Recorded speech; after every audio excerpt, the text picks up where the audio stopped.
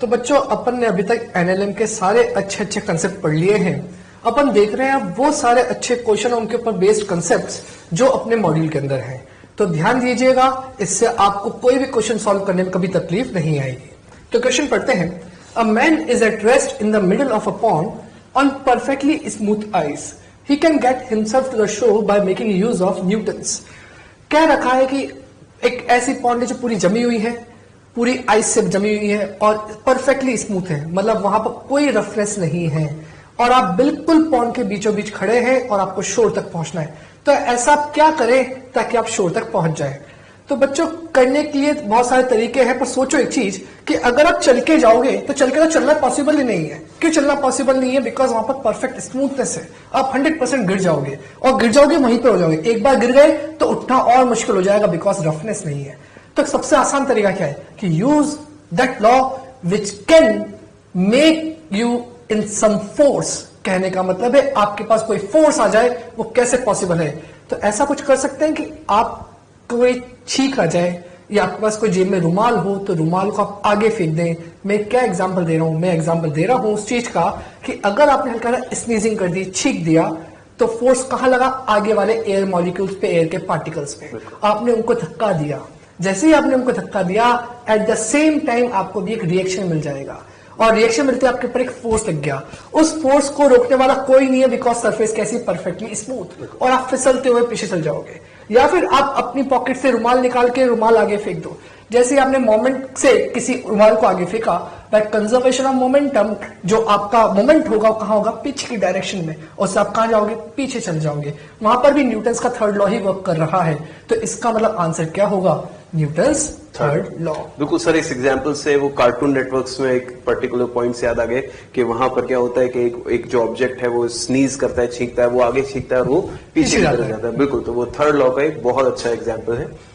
बच्चों इसी में अगर हम लोग सेकंड क्वेश्चन डिस्कस करें, बच्चों सेकंड क्वेश्चन जो हमने लिया है, इस तरह का क्वेश्चन एग्जाम में भी पूछा जा चुका है। एक अच्छा क्वेश्चन है, a balloon of mass capital M is descending with constant acceleration g/3, where a mass small m is released. When a small mass m is released from the balloon, it starts rising with the same acceleration g/3 upwards. The value of small m is assuming that its volume does not change. बच्चों इस line की अपना एक significance है। Exactly. बच्चों देखिए, हम लोग अच्छे से जानते हैं कि एक फोर्स होता है जो कि फ्लूइड में एग्जिस्ट करता है, उसको अपन बोलते हैं बायंसी फोर्स। और बायंसी फोर्स का बच्चों अगर अपन एक्सप्रेशन लिखें तो F बायंसी क्या होता है? Volume of body inside the fluid, density of fluid into acceleration due to gravity. बच्चों ये वाला जो फोर्स होता है बायंसी, वो उस वॉल्यूम पे डिपेंड करता है। जैसे कि मान लीजिए पानी में आप कोई चीज डुबो रहे हैं, तो वो जो ऑब्जेक्ट है वो उसका कितना वॉल्यूम पानी के अंदर जाएगा, उस वॉल्यूम को हम लोग यहां पर लिखते हैं, यानी कि volume displaced of fluid by this object. उतना ही वॉल्यूम डिस्प्लेस होगा जितना की बॉडी अंदर जाएगी। रो क्या है? Density of that fluid into g. तो सबसे पहले जो फर्स्ट लाइन दी गई है उस पर हम लोग डिस्कशन करें। बच्चों मान लेते हैं कि यहां पर एक कैपिटल एम मास का एक बलून है और क्वेश्चन में बोला जा रहा है कि ये नीचे की तरफ जा रहा है, तो हमने मान लिया कि बिकॉज ऑफ mg ये नीचे जा रहा है। बच्चों अगर आप ऑब्जर्व करें कि जब ये वहां एयर मीडियम में होगा तो इसने अपने वॉल्यूम के बराबर की एयर को डिस्प्लेस कर रखा होगा, and because of that displaced air इस पे बायंसी फोर्स कहां लग रहा होगा? अपवर्ड्स। पर इसका एक्सेलरेशन कहां दिया है? डाउनवर्ड्स, यानी कि g/3। तो बच्चों यहां से अगर आप नोटिस करें तो वापस से वही एफ नेट बराबर एम ए की इक्वेशन है जिसको हमें बार बार यूज करना है। तो अगर ये डाउनवर्ड एक्सेलरेटेड है तो because of this M G, और इसको अपोज कौन कर रहा है? F P. तो यहां मैं एफ नेट बराबर एम ए लगा रहा हूं, greater force minus smaller force is equal to M A की वैल्यू g/3। क्या बच्चों यहां से हम लोग बायंसी फोर्स निकाल सकते हैं? तो वो हो जाएगा mg minus mg/3 which is equal to 2 capital mg/3। बच्चों ये हम लोगों ने बायंसी की वैल्यू निकाल दी। अब बच्चों अगर हम लोग यहां पर दूसरे स्टेटमेंट को पढ़े कि when a small m is released from the balloon, it starts rising with the same acceleration in upward direction g/3। तो ऑब्जर्व कीजिए बच्चों, अब ये वही बलून है, इसमें से स्मॉल m हमने हटा दिया, तो capital M minus small m, अब ये इसका मास हो गया। पर बच्चों बायंसी फोर्स पे कोई फर्क नहीं पड़ेगा, क्योंकि बायंसी फोर्स वॉल्यूम पे डिपेंड करता है और क्वेश्चन में लिखा है कि वॉल्यूम चेंज नहीं हो रहा है। तो ऑब्जर्व कीजिए कि यहां पर वॉल्यूम चेंज नहीं हो रहा है, तो ये हो गया F बाय सी, और ये अब वेट कितना रह जाएगा m minus small m into G, and acceleration कहां है अब upward, that is g by 3। तो बच्चों देखकर बताइए कि अब कौन सा फोर्स डोमिनेटिंग होगा, तो आंसर आएगा बायंसी फोर्स। कहां पे? अपवर्ड। क्यों? क्योंकि इसका एक्सेलरेशन अपवर्ड है। तो अब इक्वेशन वही है, F नेट बराबर ma, but this one is greater, तो इक्वेशन होगी F buoyancy minus m minus small m g is equal to m minus small m into g by 3। हाँ, और a की वैल्यू हम क्या लिख सकते हैं? g by 3। तो बच्चों ऑब्जर्व कीजिए कि अब यहां पर g बाई 3 जो एक्सेलरेशन है हम लोगों ने वो प्लेस कर दिया। अब हमें इसमें कैलकुलेशन करनी है वैल्यू ऑफ स्मॉल m। तो बच्चों आई थिंक अब यहां से अब हम लोग इसको बड़ी आसानी से सॉल्व कर सकते हैं। देखिए बायंसी फोर्स की वैल्यू कितनी है? 2 कैपिटल mg बाई 3, वो हमने प्लेस किया 2 कैपिटल mg बाई 3। बच्चों अगर इसको हम लोग RHS में ले जाएं तो ये टर्म क्या बन जाएगी? m minus small m g by 3, और ये क्या आ जाएगा? प्लस में m minus small m into g। बच्चों यहां पर अगर इसको सॉल्व करें तो कैलकुलेशन कर ले। देखिए g से ये सब g क्या हो जाएंगे? कैंसिल। ये बचा है 2m बाई 3, और यहां पर अगर अपन देखें तो वैल्यू कितनी नजर आ रही है? आप किसी भी तरह से लिख सकते हैं, पूरा एलैबोरेट करके लिख सकते हैं या शॉर्ट में भी कर सकते हैं, चॉइस इज योर्स। बट फिलहाल अगर हम लोग पूरा लिख दें तो ये हो गया m by 3 minus small m by 3 plus ये कितना हो जाएगा? m minus small m। तो बच्चों स्मॉल m हमें कैलकुलेट करना है, तो कैपिटल M वाली सब टर्म्स एक साथ ले लो। तो देखिए 2m बाई 3 ये ऑलरेडी यहां पर है, ये पीछे आके क्या हो जाएगा? माइनस m बाई 3, और ये कितना हो जाएगा? माइनस m, और ये कितना हो जाएगा हमारे पास? Minus 4m by 3। बिल्कुल। तो बच्चों अब इसको हम लोग सॉल्व करें तो देखिए 3 से ये 3 सब कैंसिल, तो ये कितना आ जाएगा? 3m। बच्चों ये कितना हो गया? 3m माइनस का ये कितना? माइनस m, तो कितना हो गया? माइनस 4m, और माइनस 4m में से प्लस 2m सब्ट्रैक्ट करेंगे तो कितना हो जाएगा? माइनस का 2m is equal to minus 4m। बच्चों माइनस से माइनस कैंसिल, तो स्मॉल m की वैल्यू कितनी हो गई? 2m बाय 4, यानी कि m बाय 2। तो मैं यहां लिख देता हूं स्मॉल m की वैल्यू कितनी हो गई? Capital m by 2। यही इस क्वेश्चन का हमारा सही आंसर है। बिल्कुल। नेक्स्ट क्वेश्चन की तरफ बढ़ते हैं। A metal sphere is hung by string fixed to a wall. The forces acting on the sphere are shown in the figure. Which of the following statements is correct? बेटा ध्यान रखना, यहां पर multiple statement correct हो सकती है, तो ऐसा नहीं है सिंगल ऑप्शन करेक्ट है, ये मल्टीपल ऑप्शन करेक्ट भी हो सकता है, तो आपको हर स्टेटमेंट को ध्यान से देखना है।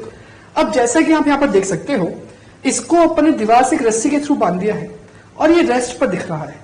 रेस्ट पर दिख रहा है तो सर हमेशा एक बात बोलते आए हैं कि नेट फोर्स कैसे होनी चाहिए? 0 होनी चाहिए। तो इसका मतलब इतना सा हुआ, एक फोर्स लग रही है नीचे downward, that is weight W, एक आगे से डायरेक्शन लग रहा है बिकॉज ऑफ दिस वॉल, वो कितना है? R, और एक स्ट्रिंग के अलावा एक टेंशन है, वो कितनी है? T। और क्योंकि ये रेस्ट पर है तो तीनों का वेक्टर सम क्या होना चाहिए? 0। तो आप देखते ही ऑप्शन टिक कर सकते हो, एक ऑप्शन तो कि हाँ तीनों का वेक्टर सम 0 होगा बिकॉज ये रेस्ट पर है। इसका मतलब पहला ऑप्शन तो सही है। अब बात करते हैं सेकंड, थर्ड और फोर्थ की कौन कौन से सही होंगे या नहीं होंगे। तो देखो बेटा, आगे वाले ऑप्शन को प्रूव करने के लिए अपन इसे कंपोनेंट्स करते हैं। तो कंपोनेंट करने के लिए ध्यान देना, अगर मैं यहां पर एक वर्टिकल लाइन बनाता हूं तो इस टी का कितना कंपोनेंट यहां पर आएगा? ये एंगल थीटा, तो ये वाला भी थीटा होगा। ये कंपोनेंट हो जाएगा टी कॉस थीटा, इधर वाला हो जाएगा T sine theta. Under the condition of rest और इक्विलिब्रियम हॉरिजॉन्टल भी बैलेंस होंगे और वर्टिकल फोर्सेस भी बैलेंस होंगे। तो I can write T sine theta is equal to R, and vertical balance करेंगे तो T cos theta equals to W. T cos theta equals to W.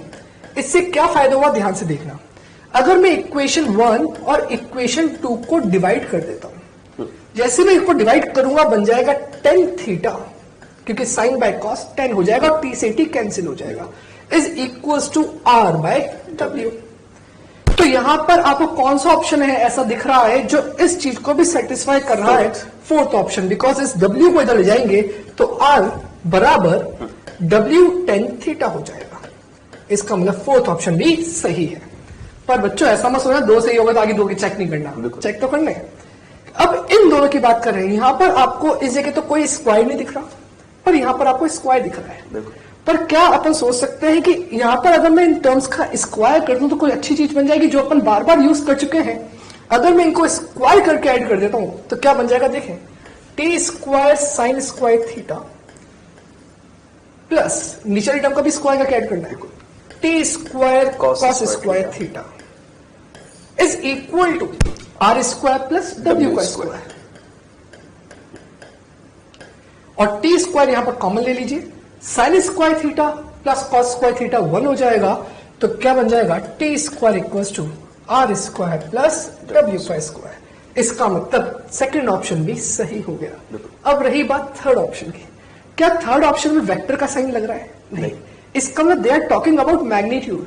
और आप देख सकते हो कि मैग्नीट्यूड वाइज तो अपन कैसे माने कि आर और डब्ल्यू टी के मैग्नीट्यूड के बराबर होंगे, बिकॉज अपन जानते हैं कि इन दोनों का जो भी एडिशन होगा हमेशा वेक्टर एडिशन होगा, बिकॉज दे आर वेक्टर, उनके स्केलर एडिशन हो ही नहीं सकते। इसका मतलब ये ऑप्शन सही नहीं है। तो सिर्फ कौन से ऑप्शन सही होंगे? ये तीनों ऑप्शन सही होंगे। बिल्कुल। आइए बच्चों नेक्स्ट क्वेश्चन की तरफ बढ़ते हैं, और ये क्वेश्चंस हमें जब सॉल्व करना है तो अगेन वैसे ही कुछ कंडीशन आ गई जैसा कि हम लोग स्यूडो फोर्स पे देख चुके हैं। लिखा हुआ है a lift is moving downwards with acceleration a. तो ड्रॉ करते चलते हैं बच्चों, यहां पर एक लिफ्ट है जो कि डाउनवर्ड डायरेक्शन में एक्सेलरेटेड है विद सम एक्सेलरेशन ए। आगे इस क्वेश्चन में बोला गया है a man in the lift drops a ball. Let us consider इस बॉल को ड्रॉप कर दिया गया है। तो बच्चों अगर इस बॉल को हम लोग ड्रॉप कर दें तो देखिए ड्रॉप करने पर इस पे नीचे की तरफ जो एक्सेलरेशन होगा वो होगा acceleration due to gravity which is equal to g. The acceleration of ball as observe by the man in the lift and a man standing stationary on the ground are respectively. तो बच्चों एक person जो कि lift में है ना, और एक पर्सन यहां पे ग्राउंड पे है। बच्चों जो ग्राउंड पे है वो इनर्शियल फ्रेम, एग्जैक्टली, और जो इस लिफ्ट के अंदर है वो लिफ्ट एक्सेलरेटेड है, इसलिए NIMG की नॉन इनर्शियल। बच्चों जब ये इनर्शियल फ्रेम से अगर हम लोग देखें विद रिस्पेक्ट टू ग्राउंड, मैं यहां पर लिख रहा हूं acceleration with respect to ground. तो ग्राउंड के रिस्पेक्ट में एक्सेलरेशन क्या होगा? बच्चों इस ऑब्जर्वर के लिए ये बॉल उसको कहां गिरती हुई दिखाई दे रही होगी? नीचे। और बॉल का लिफ्ट के साथ कोई कांटेक्ट नहीं है, मतलब लिफ्ट का एक्सेलरेशन इस पर नहीं होगा। तो यहां पर ये बोलेगा कि इसके रिस्पेक्ट में इसको बॉल ग्रेविटी के बराबर एक्सेलरेशन से नीचे आती हुई नजर आ रही है। तो इसके रिस्पेक्ट में जो बॉल का एक्सेलरेशन होगा वो कितना होगा? जी। और अब बात करते हैं acceleration with respect to this man. तो यहां पर मैं लिख रहा हूं acceleration in frame of non inertial, मैं NI लिख देता हूं। बच्चों ऑब्जर्व कीजिए, जब हम नॉन इनर्शियल फ्रेम में होते हैं तो हमें एक फोर्स लगाना होता है, कौन सा? स्यूडो। और स्यूडो फोर्स की डायरेक्शन क्या होती है? फ्रेम के एक्सेलरेशन के अपोजिट। तो बच्चों फ्रेम का एक्सेलरेशन अगर नीचे है तो स्यूडो फोर्स की डायरेक्शन कहां होगी? अपवर्ड्स।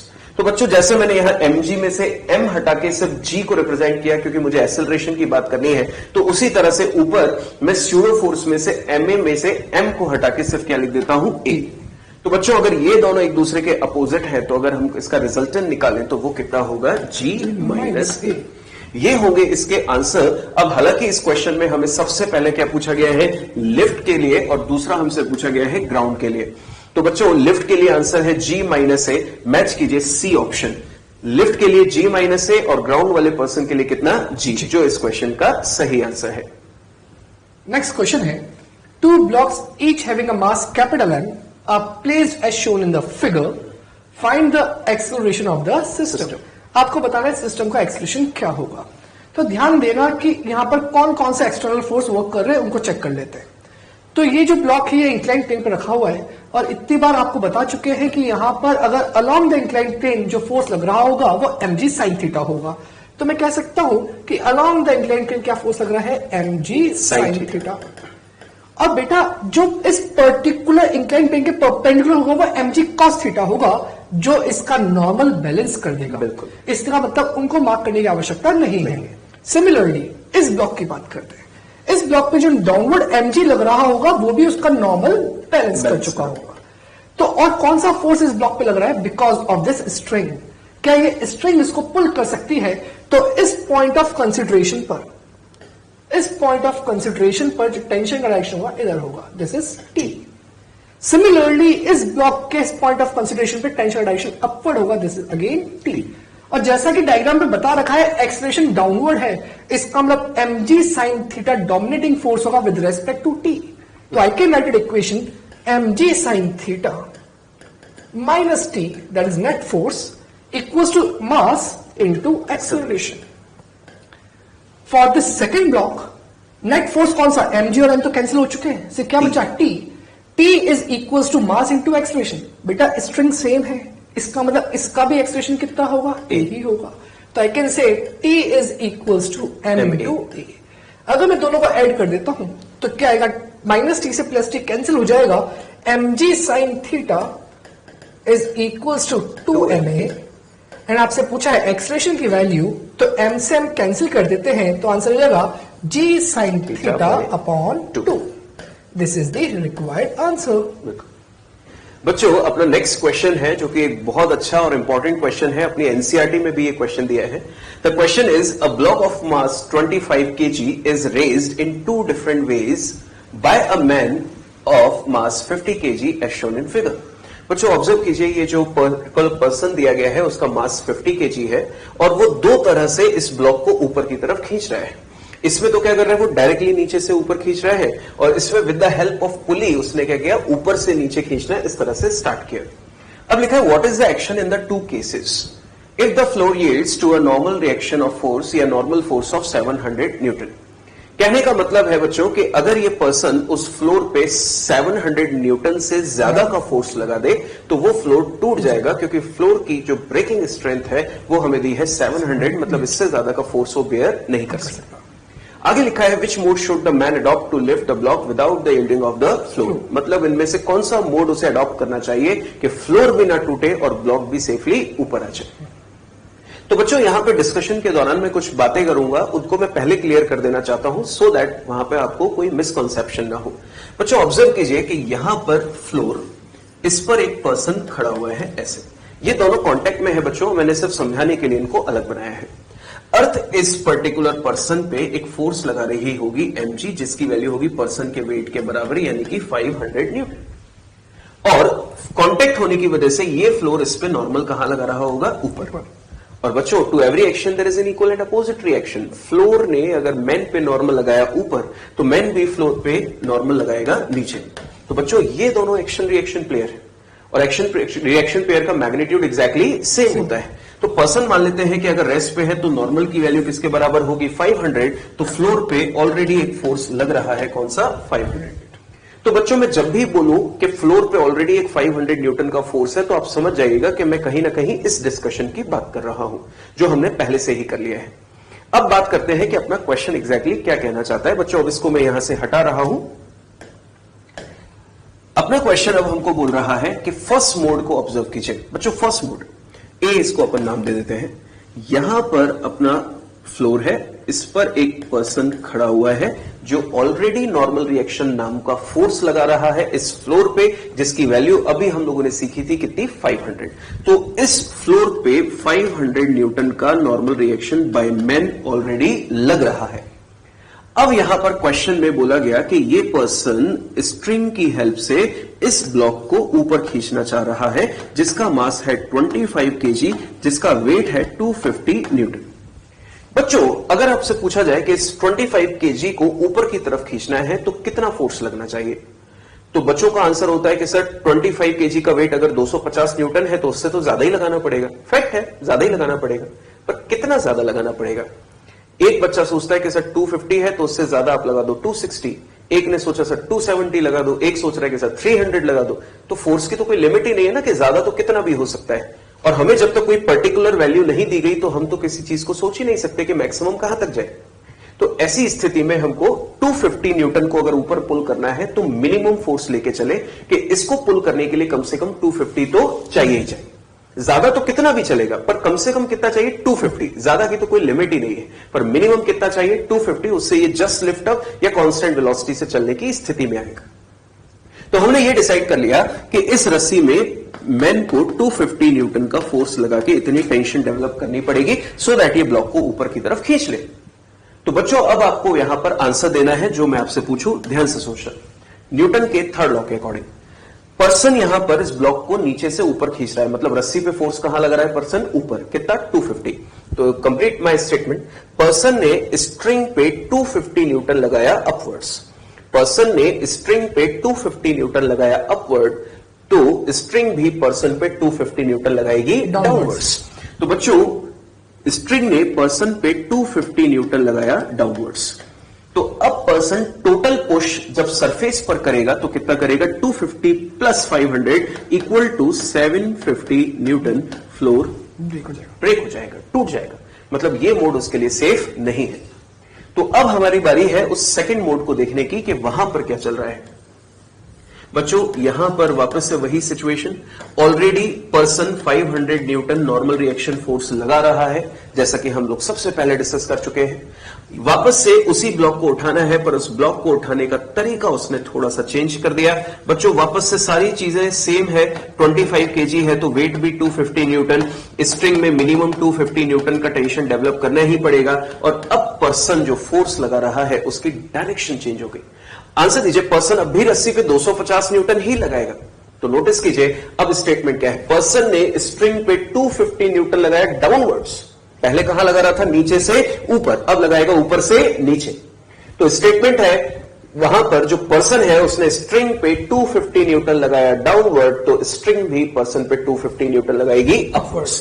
तो इस पर्टिकुलर पर्सन पे स्ट्रिंग ने 250 न्यूटन लगा दिया अपवर्ड्स। बच्चों इन दोनों का अगर रिजल्टेंट कैलकुलेट करें तो फ्लोर पे 500 नीचे 250 ऊपर, तो रिजल्ट कितना बचा? 250 न्यूटन। इसका मतलब इस सिचुएशन में जो फ्लोर है वो सेफ रहेगा, इस सिचुएशन में जो net force on the floor जा रहा है वो कितना है? 250 न्यूटन। बढ़ते हैं नेक्स्ट क्वेश्चन की तरफ। नेक्स्ट क्वेश्चन है, to masses m1 and m2 are joined by a spring as shown.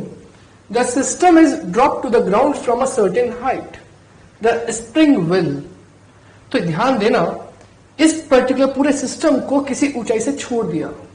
अब एक चीज बताए, वो ऊंचाई कोई बड़ी ऊंचाई नहीं है अर्थ से, अर्थ के रेस्पेक्ट में तो बहुत नियर बाय ही है।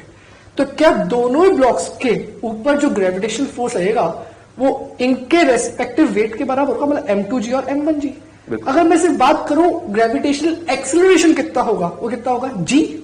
इसका मतलब ये हो गया कि यहां पर इस वाले ब्लॉक पर भी g का ही इफेक्ट आएगा और इस पे भी g का इफेक्ट आएगा। तो जैसे जैसे नीचे गिरते जाएंगे इनके पास वेलोसिटी आती जाएगी, बिकॉज इनिशियली वो रेस्ट पे होंगे, मेरे हाथ में होंगे, अज्यूम कर लो, और फिर छोड़ रहा हूं। तो क्या दोनों की वेलोसिटी साथ में ही बढ़ रही होगी, बिकॉज दोनों का एक्सेलरेशन सेम है। बिल्कुल। And v equals to u plus 80, वहां पर मास का कोई लिंक नहीं है, मतलब वो वेलोसिटी मास डिपेंडेंट नहीं होती। तो अपने को मालूम है कि यहां पर इन दोनों की वेलोसिटी t टाइम के बाद भी कैसी होगी? सेम। अगर वेलोसिटी दोनों की सेम है किसी भी टाइम इंटरवल पे, तो यह मतलब हुआ कि न तो स्प्रिंग कंप्रेस होगी रास्ते में, ना ही स्प्रिंग स्ट्रेच होगी रास्ते में, बिकॉज दोनों की वेलोसिटी कैसी है? सेम। अगर सेम नहीं होती तब अपन कह सकते थे कि हो सकता है कंप्रेस हो जाए, हो सकता है एक्सटेंड हो जाए। तो ध्यान देना, किसी भी टी टाइम पर इसकी वेलोसिटी भी v मान लेते हैं, इसकी वेलोसिटी v मान लेते हैं। इसका मतलब स्प्रिंग ना तो कंप्रेस हो रही है ना ही स्ट्रेच हो रही है। तो कौन कौन से ऑप्शन सही होंगे उस पर देखते हैं। Stretched when m2 is more than m1, कोई भी हो, m2 बड़ा हो या m1 बड़ा हो, कोई इफेक्ट नहीं पड़ रहा, बिकॉज g तो सेम है। इसका मतलब ये ऑप्शन तो गलत हो गया। Compressed when m2 is less than m1, वापस वही बात, मास अलग अलग हो तब भी कोई इफेक्ट नहीं है, वेलोसिटी सेम होगी तो न तो कंप्रेशन होगा ना ही एक्सटेंशन होगा। neither compressed nor stretched only when m1 is equals to m2, क्या ये मास डिपेंडेंट है? क्या वेलोसिटी मास डिपेंडेंट नहीं है। इसका मतलब m1 m2 इक्वल होना भी जरूरी नहीं है, तो ये भी गलत हो गया। Next, neither compressed nor stretched regardless of the values of m1 m2, m1 m2 कुछ भी हो, ये न तो कंप्रेस होगी ना ही स्ट्रेच होगी, तो अपना फोर्थ ऑप्शन करेक्ट है। बढ़ते हैं नेक्स्ट क्वेश्चन की तरफ। बच्चों अगला क्वेश्चन जो हमें दिया गया है ये भी एक बहुत अच्छा क्वेश्चन है अपने मॉड्यूल में। लिखा हुआ है a sphere of mass small m is kept in equilibrium. This one is the sphere of mass small m and it is in equilibrium. बच्चों इक्विलिब्रियम मतलब नेट फोर्स 0। आगे लिखा हुआ है with the help of several springs as shown in figure, measurement show that one of the springs applied a force capital F on the sphere. With what acceleration the sphere will move immediately after this particular spring is cut? बच्चों observe करें, अगर हम लोग इस particular point पर, तो ध्यान दीजिएगा आप सभी। लेट ये जो स्प्रिंग्स हमें दी है इसमें बोला गया कि इनमें से कोई एक स्प्रिंग F फोर्स लगा रही है, तो बाकी स्प्रिंग्स के लिए फोर्स के नाम रख देते हैं F1, F2, F3 and F4। मान लेते हैं ये फोर्स लगा रही है कितना F, ये लगा रही है F1, ये स्प्रिंग फोर्स लगा रही है F2, ये लगा रही है F3 और एक लगा रही है F4। और बच्चों बोला गया है कि ये स्फीयर अगर इक्विलिब्रियम में है, मतलब ये जितने भी फोर्सेस इस स्फीयर पे लग रहे हैं बाय द सेवरल स्प्रिंग्स, उन सब का वेक्टर सम कितना है? 0। So here I can right vector F plus F1 plus F2 plus F3 plus F4, पांचों स्प्रिंग्स के ये फोर्सेस, इन सब का वेक्टर सम क्या है? 0 वेक्टर होना भी चाहिए ना, इक्विलिब्रियम दिया है तो रिजल्टेंट 0। अब बच्चों अगर हम लोग इस पर्टिकुलर F स्प्रिंग की बात करें, क्योंकि इसी को काटा गया है, इसका अकेला फोर्स किसके बराबर है? तो बच्चों ऑब्जर्व कीजिएगा कि अगर हम लोग देखें तो F1 plus F2 plus F3 plus F4, ये चारों फोर्सेस का सम किसके बराबर है? इसको RHS में ले जाएं, माइनस F के बराबर। बिल्कुल। अब क्वेश्चन में बोला गया कि इन चारों का सम किसके बराबर है? माइनस F के बराबर। अब क्वेश्चन में बोला गया कि इस स्प्रिंग को हमने काट दिया। बच्चों अगर इस स्प्रिंग को काट देंगे तो अब ये जो सिस्टम है वो इक्विलिब्रियम में नहीं रहेगा, क्योंकि इक्विलिब्रियम के लिए पांचों का होना जरूरी था, बट एक फोर्स अगर हमने हटा दिया तो अब 4 फोर्सेस रह गए हैं और ये अब उस ब्लॉक को इक्विलिब्रियम में नहीं रख पा रहे हैं। तो ये ब्लॉक या ये जो स्फीयर है वो क्या कर जाएगा? एक्सेलरेट कर जाएगा। तो बच्चों अगर ये एक्सेलरेट करेगा तो चेक तो करें कि कौन सा फोर्स हट गया। बच्चों F फोर्स हट चुका है, अब कितने रह गए हैं? 4 फोर्सेस। तो अगर मुझसे पूछा गया कि एक्सेलरेशन ऑफ स्फीयर अगर हम कैलकुलेट करें तो एक्सेलरेशन ऑफ स्फीयर क्या होगा, तो मैं बोलूंगा 4 फोर्सेस रह गए हैं तो net force upon total mass. तो बच्चों ऑब्जर्व कीजिए, चारों फोर्सेस हैं तो F1 plus F2 plus F3 plus F4, ये चारों फोर्स अपॉन बॉडी का मास। बच्चों देखकर बताइए इन चारों का सम किसके बराबर है? माइनस F के। So here can write minus F upon M। This one is the acceleration of sphere in this particular question. बढ़ते हैं नेक्स्ट क्वेश्चन की तरफ। The system shown in the figure is in equilibrium if the spring balance is calibrated in newtons, what does it record in each case. अपन ने एक बात सीखी है कि जब भी स्प्रिंग आती है स्ट्रिंग के साथ, तो अपन ने क्या देखा है कि इक्विलिब्रियम में उस स्प्रिंग पे जो स्प्रिंग फोर्स है वो टेंशन के ही बराबर होता है। अब उसी चीज को अपन एक छोटे से प्रैक्टिकल गेम के साथ समझाते हैं इनको। तो सपोज मान लीजिए कि हम दोनों का जो हाथ है वो स्ट्रिंग है, बिल्कुल, और सर और मैं अपने को अपनी अपनी तरफ खींचे, जैसा कि टग ऑफ वॉर गेम। तो अगर मैं और सर एक दूसरे पुल करते हैं तो मैं सर से पूछता हूं, सर मेरे पे आप कितना फोर्स लगा रहे हैं? सर मैं 100 न्यूटन लगा रहा हूं। सर मैं भी आप पे 100 न्यूटन लगा रहा हूं। तभी तो बच्चों ये नेट रेस्ट पर है, मतलब नेट फोर्स कैसा आ गया? 0। इसका मतलब अगर मेरी हाथ स्ट्रिंग है तो आपसे एक छोटा सा क्वेश्चन पूछता हूं, मैंने 100 लगाया, सर ने भी 100 लगाया, बताओ स्ट्रिंग पे कितना फोर्स लगा है? सर बच्चे सोचते हैं कि 200 हो गया। बच्चों अगर आप सोचो 200 है तो आपका आंसर सही नहीं है। अगर ये 200 होता तो क्या स्ट्रिंग में तो अपनी तरफ मुझे खींच रही है और उधर से स्ट्रिंग भी सर को खींच रही है। अगर मैं 100 लगा रहा हूं, स्ट्रिंग 200 लगा रही है, तो मैं खिंच जाऊंगा सर की तरफ और स्ट्रिंग स्लैक हो जाएगा, टेंशन 0। तो टग ऑफ वॉर गेम कहां सही हुआ? इसका मतलब जो टेंशन होती है वो बिल्कुल इक्वल होती है मेरे 100 या सर के 100 के बराबर। तो अंडर इक्विलिब्रियम जो स्ट्रिंग पे जो टेंशन होती है वो कितनी होगी? सेम, जो हम दोनों अप्लाई कर रहे हैं। तो देखो यहां पर भी वही हो रहा है, क्या इधर भी 10 kg इधर भी 10 kg, इसका मतलब दोनों साइड ग्रेविटेशनल फोर्स इक्वल है। बताओ इक्विलिब्रियम में होगा नहीं होगा? सर की शॉर्टकट अप्लाई कर देते हैं, 10g 10g 10g minus 10g upon total mass, answer क्या है? 0। इसका मतलब यहां पर एक्सेलरेशन 0 आएगा, मतलब ये इक्विलिब्रियम में है। इक्विलिब्रियम में है तो कह सकता हूं यहां पर mg कितना? mg 100 Newton, which is balanced bye t। यहां पर भी 100 बैलेंस्ड बाय t। तो अब ये वही स्ट्रिंग है जो भी हमने यहां पे प्रैक्टिकल करके दिखाया। इसका मतलब इस पे जो स्प्रिंग फोर्स है वो टेंशन के बराबर होगी, which is equal to Fs लिख देता हूं, जैसे equals to T equals to 100 newton. तो मुझसे पूछा गया what does it record in each case.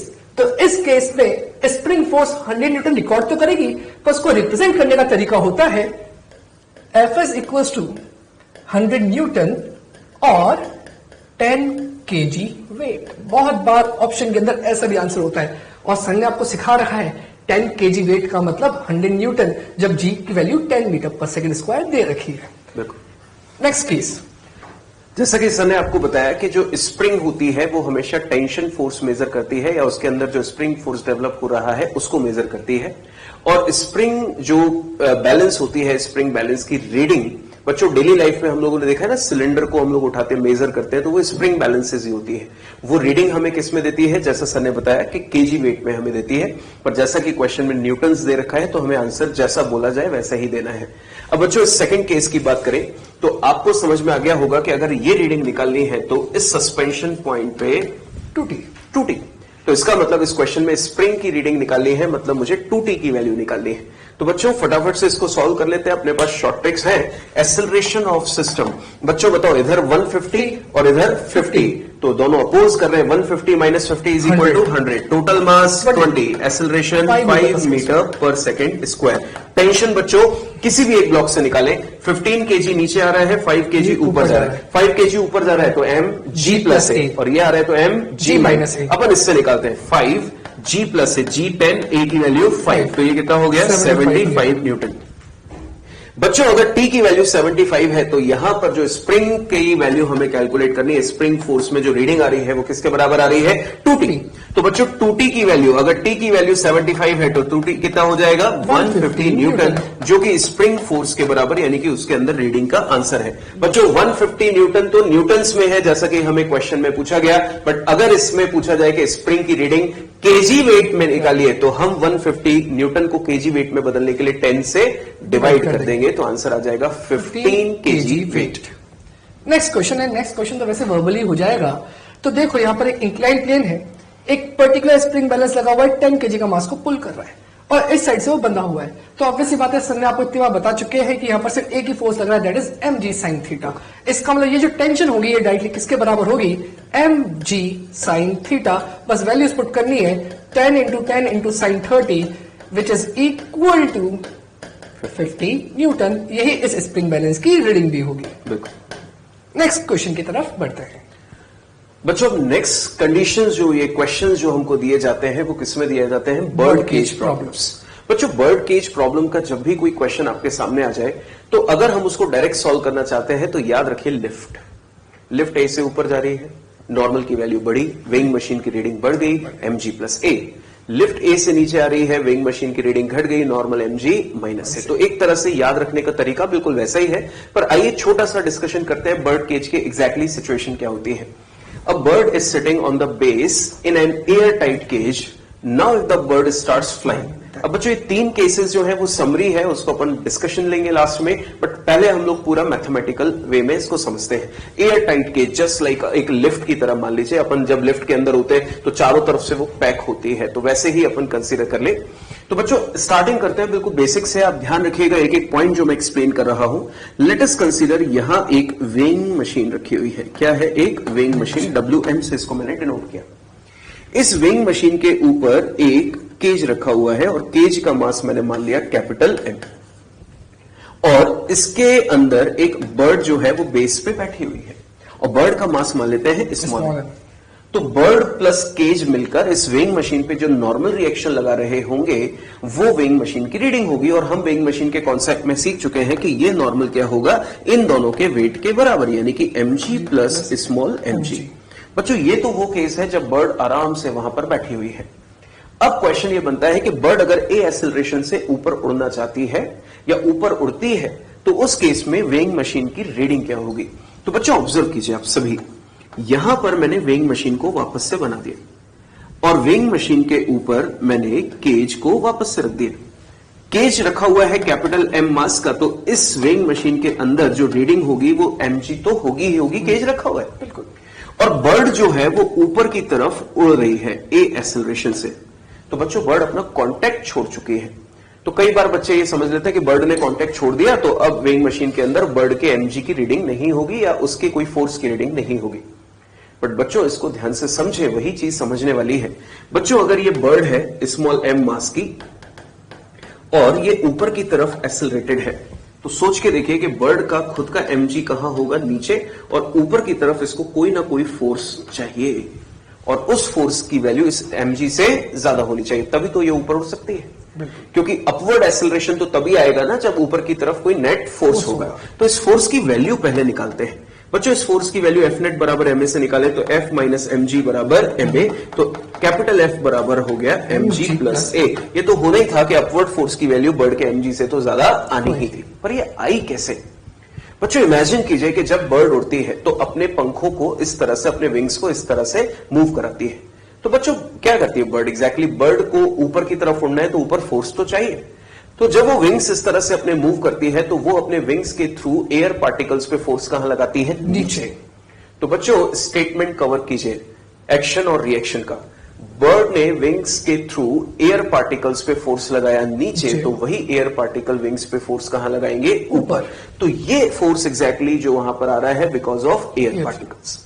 अब बच्चों बर्ड तो एयर पे फोर्स लगा के उड़ गई, बट जो एयर पे नीचे की तरफ फोर्स गया है वो नीचे एयर के थ्रू होते हुए कहां पहुंच जाएगा? बेस पे। And to every action there is an equal and opposite reaction. तो बच्चों सोच के देखिए आप सभी कि जो बर्ड है उसने विंग्स के थ्रू एयर पे फोर्स लगाया नीचे, कितना लगाया? एम जी प्लस ए, उतना ही बर्ड को कहां मिल गया? ऊपर। तो बर्ड तो ऊपर फोर्स मिलके उड़ गई, पर एक फोर्स नीचे की तरफ छोड़ गई जो कि एयर के थ्रू होते हुए कहां पहुंच गया? बेस पे, और वो फोर्स पहुंच गया कितना? M g plus a. तो देखकर बताइए बच्चों कि ये जो फोर्स बेस पे पहुंचा, पुश बढ़ गया, जिसकी वजह से विंग मशीन की रीडिंग बढ़ जाएगी। और विंग मशीन की रीडिंग पहले थी capital M g plus small m g, पर इस बार होगी capital M g plus m g plus a. तो देखकर बताइए बच्चों रीडिंग बढ़ गई। और यही केस में आप सोच लीजिए कि अगर एक्सेलरेशन डाउनवर्ड होता तो इस फोर्स की वैल्यू कम होती। क्या आंसर होता डाउनवर्ड एक्सेलरेशन के लिए? जी माइनस ए। तो यहां पे होता एम जी माइनस ए। और कांस्टेंट वेलोसिटी से उड़ रही होती तो फोर्स किसके बराबर होता? M g. तो यहां पर होता ओनली एम जी, तो वो रीडिंग प्रीवियस के बराबर आ जाती।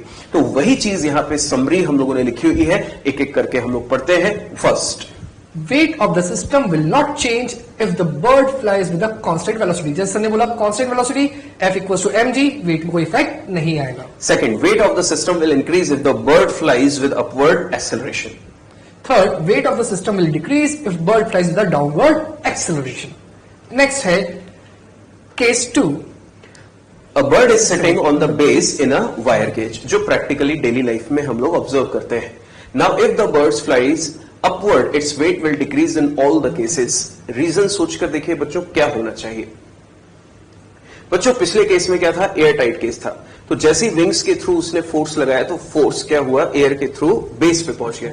पर इस बार जब वो उड़ेगी तो जो फोर्स वो नीचे की तरफ लगाएगी, वो केज जो है वो कैसा है? वायर, तो वो सब बाहर निकल जाएगा। तो कंपैरेटिवली जो फोर्स की वैल्यू होगी पिछले केस के कंपैरिजन में हम लोग देखें तो सभी कंडीशंस में कम रहेगी। बिल्कुल।